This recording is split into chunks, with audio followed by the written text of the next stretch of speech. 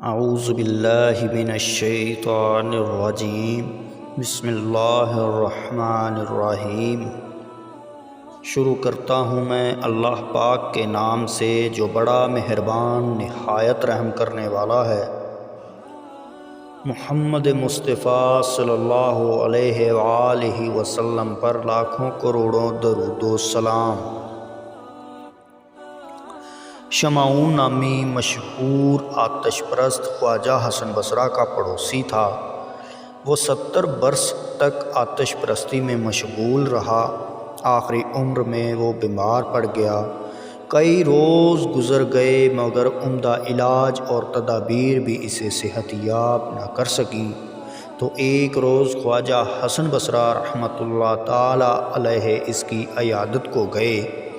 عیادت کے بعد آپ نے اس کو نصیحت کی کہ تم نے ایک عمر کفر و شرک میں گزار دی ہے، اب تم اپنے انجام کو پہنچنے والے ہو تو اسلام لے آؤ، شاید خدا تم پر مہربان ہو جائے۔ شمعون نے جواب دیا، خواجہ صاحب مجھے مسلمانوں کی 3 عادات سخت ناپسند ہیں، ان کی بدولت میں اسلام سے دور رہا ہوں اور اب بھی مجھے اس میں کوئی کشش محسوس نہیں ہوئی۔ خواجہ صاحب نے فرمایا تو بیان کر دو کون سی ناپسندیدہ باتیں ہیں جن کی وجہ سے تو اسلام کا منکر ہے۔ اس نے جواب دیا، اول یہ کہ مسلمان دنیا کو برا کہتے ہیں جبکہ شب و روز دنیا کے متلاشی اور متوالے ہیں۔ دوم، موت پر یقین کامل رکھتے ہوئے بھی موت کے لیے کوئی عملی سامان تیار نہیں کرتے۔ سوم، یہ کہ خدا کے دیدار اور خدا کو حاصل کرنے کے بھی متنمی رہتے ہیں اور ہر وہ کام بھی کرتے ہیں جو خدا کو پسند نہیں۔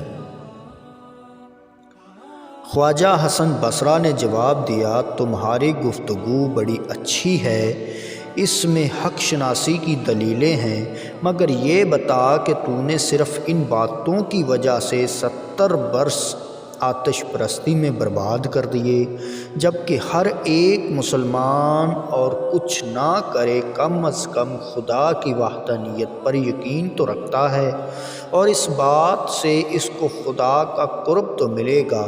تیرا خیال کیا ہے؟ تو نے آتش کو پوجا ہے تو آگے جا کر تو آگ سے محفوظ رہے گا، اور ہم لوگوں نے آتش پرستی نہیں کی تو آگ ہمیں جلا دے گی۔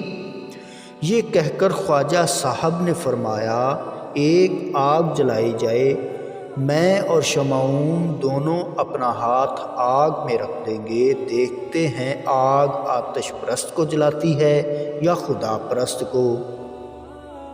یہ کہہ کر جلتی آگ میں خواجہ صاحب نے اپنا ہاتھ رکھ دیا، مگر خدا کے فضل سے آگ نے آپ کو کوئی نقصان نہ پہنچایا۔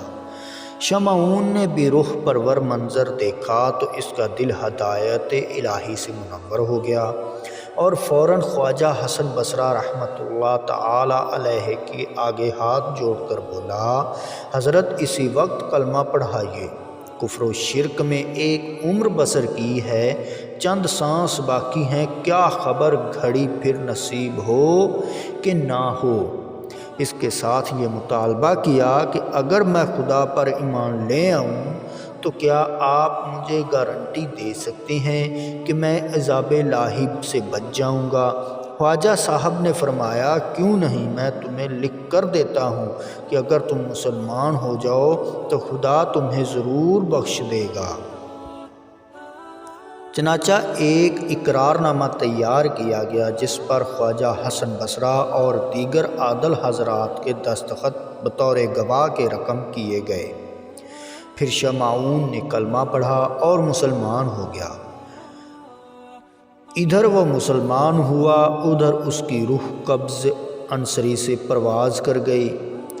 خواجہ صاحب نے اس کو کفن دیا، دفنایا، اور وہ عہد نامہ اس کے ہاتھ میں دے دیا اور اس کو اپنے ہاتھوں قبر میں اتار دیا۔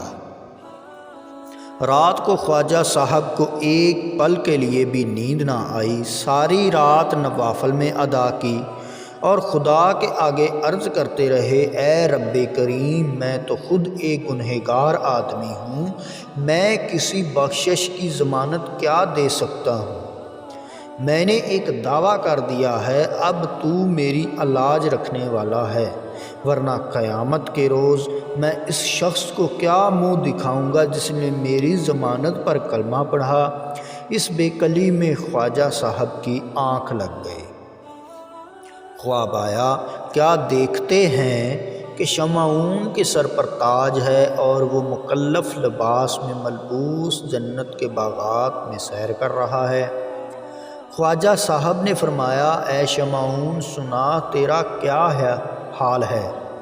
شمعون بولا، اے حسن بصرہ، میں بتانے کے لیے وہ زبان اور الفاظ نہیں رکھتا کہ خدا نے مجھ پر کیا کیا مہربانیاں کی ہیں، مجھے میرے گناہوں کی معافی دی، مجھے جنت کے محلات میں اتارا، مجھے اپنا دیدار کروایا اور وہ انعامات دیے کہ بس میں کچھ بھی بیان کرنے کی قدرت نہیں رکھتا۔